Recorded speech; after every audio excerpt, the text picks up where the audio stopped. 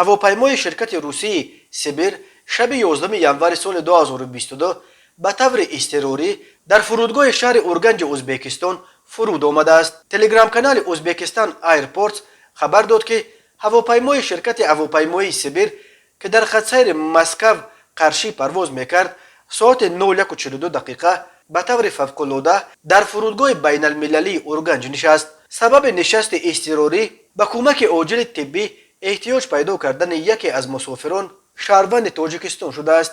бино ба иттилои муқаддамотӣ ҳангоми парвоз ӯро дарди аппендитсит гирифтааст ва экипаж тасмим гирифтааст, ки дар наздиктарин фурудгоҳ бинишинад.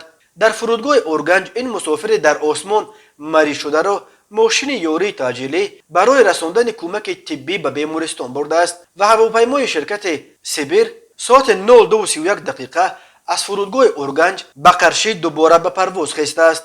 гуфта мешавад дар иттилояи канали Узбекистон Airports бисёре аз шаҳрвандони Тоҷикистон барои сафар ба Русия ва бозгашт ба ватан аз фурудгоҳҳои Ӯзбекистон истифода мебаранд, чунки нархи парвоз тавассути фурудгоҳҳои кишвари ҳамсоя назар ба фурудгоҳҳои Тоҷикистон хеле арзонтар аст.